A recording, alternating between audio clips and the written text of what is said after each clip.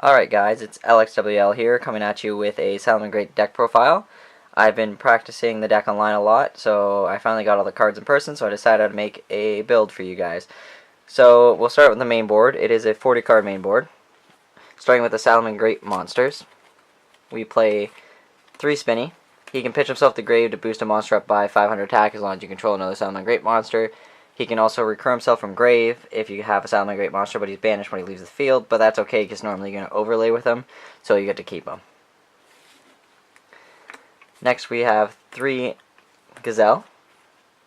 Gazelle is like everything in this deck. You can, whenever a Salamangreat monster is sent to the graveyard, you can special summon this card from your hand, and if you do, you can send one Salamangreat card from your deck to the graveyard, so it can like set up your plays, and you recur all your stuff from grave, so it's like actually really good to get stuff in the grave in this deck. So like you want to open up this card every game, and same with Spinny. It's not bad to open up Spinny. That's why you want to run them at 3s. Then we play 3 Lady Debug.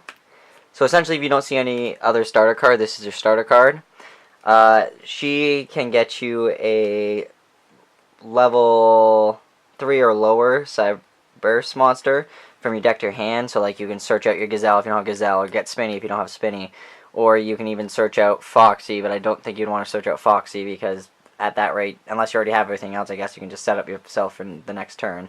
But she's a really good starter in the deck. If anything, she can just be the bait for the hand traps. As long as they don't get rid of her, you can just link her off anyway. Then we play double Foxy. So I didn't want to play 3 Foxy just because I feel like there's stronger starting cards, like Lady Debug I think is a stronger card than this. This is really good though. On normal summon, you activate the top 3 cards of your deck and add 1 Salamangreat card from those cards to your hand, and then you shuffle the rest of the deck. So it is a good starter card if this is the one you have to open with.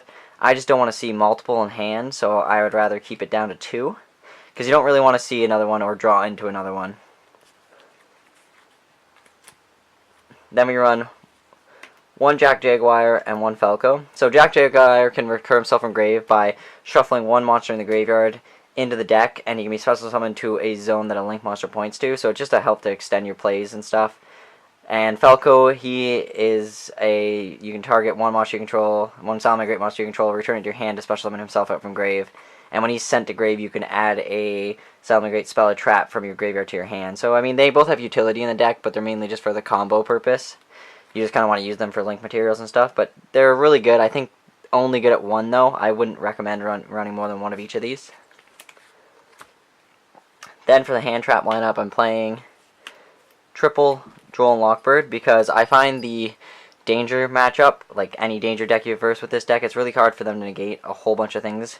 So like just having like a Droll and Lock to just shut down dangers or any other draw power decks is really good because you don't want them to get off.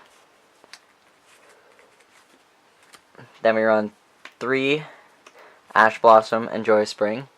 Really good hand trap. It pretty much hits every deck in this format, and I just find it really good. And with this deck, you're trying to control the board more, so you want to be able to run hand traps and stuff like that just to put in more control so you can get the plays off. Like you need to slow them down, keep them at your pace, so you can either like OTK them going second or set up your combo going first and hopefully shut them down.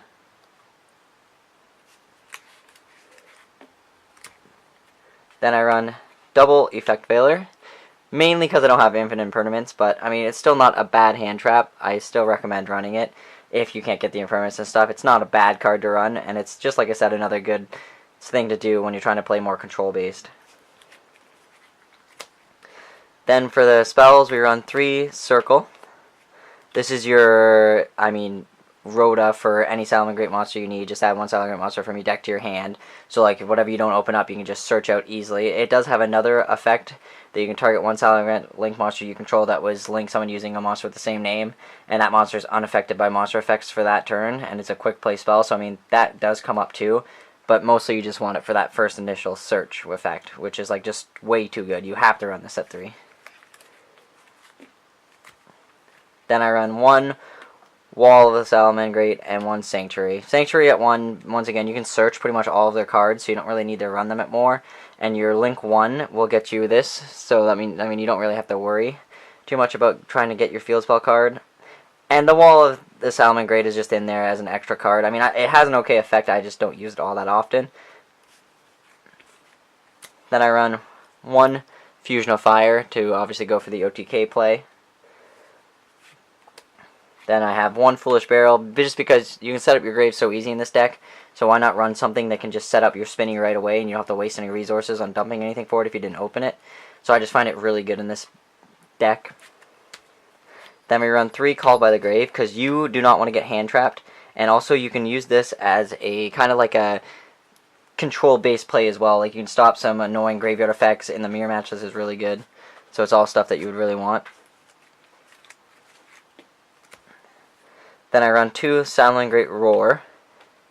Roar is really good. It's the counter trap of the deck. It pretty much can stop anything. When a spell or trap or monster effect is activated, well, you control a Salamangreat Link monster, negate the activation. So, like, just a really good card. I like it at 2. You don't really need it at 3 because, once again, you can search it.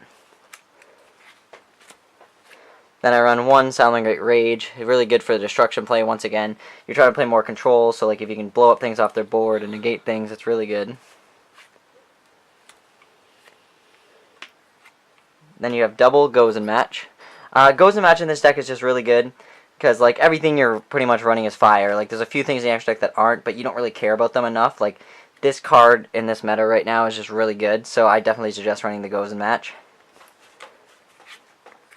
Then I'm playing 2 Evenly Match in the main, just because I find that I'm versing a lot of people who want to go first, and they're setting up crazy boards, and just to give the Salamangreat a bit of an easier time to break those boards, just running Evenly Match I find is really good, because you can just, pretty much they commit their entire board, and then you just make it so they have one thing, and if they leave one monster, that you can easily get your OTK, which is really nice. Then we run the last 2 cards in the main, are 2 Solemn Strikes. I like Solemn Strike just because I threw it in there for the extra negation. Like I said, you're trying to play a control-based game, so this just helps you control the board. In theory, you guys could cut this down to 1 and run a Super Polymerization. I just don't have one of those, but I figured that I was trying to play more control-based and just get things off, so I figured this is really good, but Super Poly would also be really good. So that is it for the main board. Now we'll do the extra. So for the extra deck, pretty standard stuff here for Salamangreat. You're running 3 Baylinks because he is just everything. You field spell card, it sets up your combo, it's pretty much everything. You need 3 because you're going to use them a lot and you're going to burn through resources, so it's just nice to see the 3. Plus you're going to be, like, if you can, linking over things. So then we're going to run 3 Sunlight Wolf. Same thing, you're going to need 3 because you're going to be going through these a lot and everything. So, like, you need to, like, link them off and then relink into them with the same name to get their other effects off and stuff. So you want to see these as much as possible.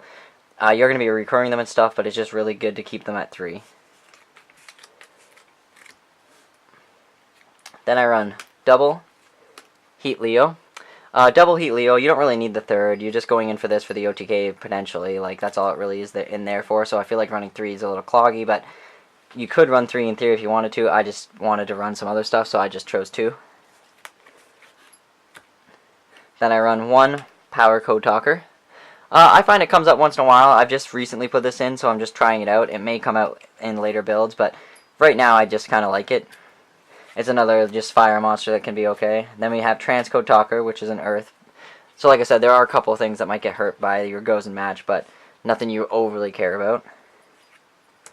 1 Barrel Load Dragon, just because you can easily link up in this deck, and I don't have Barrel Sword, so Barrel Load's my next best one, and I don't know. I still find this is really good. It can steal games sometimes. Then I have one of the little Chimera Fire guy. He's just in here because I didn't really know what else to throw in, but I figured he was an okay card to just run in this deck, considering everything's fire. Then we run double of their Stalio. He is really good. Like, he's your MX Saber Invoker of the deck. Just really free. You always want to see this. Like, you're going to be going into this a lot. Like, turn 1, it's your main one of your main combo plays. I run it at 2, just in case something happens to the first one. You're going to want to back up. But, I mean, once again, you can probably shuffle it back into your extra deck anyway. But I would say running it at 2 is your safer bet. And then I have the 1 Violet Chimera, which is your OTK. Like I said, it's easy to OTK with this deck with this card. Being able to just make one of your opponent's monsters 0 attack with Heat Leo, and then attacking with this, doing double damage when he's boosted up to like over 4,000 attack is just so dirty. That is it for the extra. Now I will show you the side that I have right now. Obviously, your sideboard is probably going to change depending on your matchups, but I have Triceratops at 3 because back row hate, sometimes you just really need it. In the mirror match, it's good. Sky Striker matchup, Altergeist matchup, you're going to want to be able to get things off the board, so I just find this card's way too good not to have in this deck. Then I run 1 Effect Veiler just for the 3rd Effect Veiler in case one of the other hand traps are dead against the deck. Like, you can't run Droll anymore because the Droll's not doing anything against the deck. You can throw in Effect Veilers if that's more helpful and stuff like that. I have a 2nd Violet Chimera for the mirror match just because this thing is really dirty in the mirror match and you're going to want to see access to the 2nd one. 1 Regeki just in case you need that extra board push. Like I said, your control deck, so being able to blow up the boards if your evenly matches aren't just cutting it and you need a little bit more board destruction, even though like they might negate this, but then hopefully you can follow up with the evenly matched or something like that just to break the board a little bit more. Then I have the 1 other Fusion of Fire for, like I said, the mirror match. You're going to want to be able to get your fusion out and OTK them. So you just want to sit on, like, you don't want to be able to have 1 in the mirror match. You definitely want to have 2. Then we play 3 Twin Twisters because, once again, back row hate. Just sometimes you absolutely need it. In the mirror match, this is good. Once again, against Sky Strikers or Altergeist, you really want to see this. Any other rogue matchups that run heavy back row, you're going to want to see your Twin Twisters and Prankatops. Then I'm running 3 Debunk.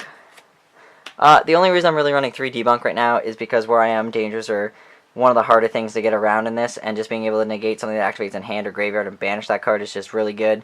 Because it takes away from their beginning of the end plays and stuff, because you're, instead of it just being engraved, it's getting banished instead, which kind of hurts them for those kind of plays like that. So I just recently started siding this. I might take it out, but I'm just trying it out to see how it is. It might be really good. I should have a local tournament coming up soon. I plan on playing this deck, so we'll see how it goes. Then I have the 3rd Gozen match, just in case you really need that Gozen match. I find Gozen match is good really good against some decks, but dead against others. That's why I only main it at 2, and I decided to side the 3rd, just because sometimes I need to side it out, other times I need to bump this back up to 3, so I like to just have the option of the 3rd in the sideboard. And then the last card is my 3rd Evenly Matched, just in case I really need to be breaking boards, like they're going first every game and, you know, trying to build up a big board. I can at least just be like, evenly match that away. So hopefully that would work out. That's my theory on my sideboard anyways, just kind of trying to break the board. So that is the deck profile. I hope you guys enjoyed it. If you have any comments or anything, let me know if you think I can make it better in any ways or anything. I'm willing to hear that, but I hope you guys enjoyed this deck profile, and I'll see you in the next one.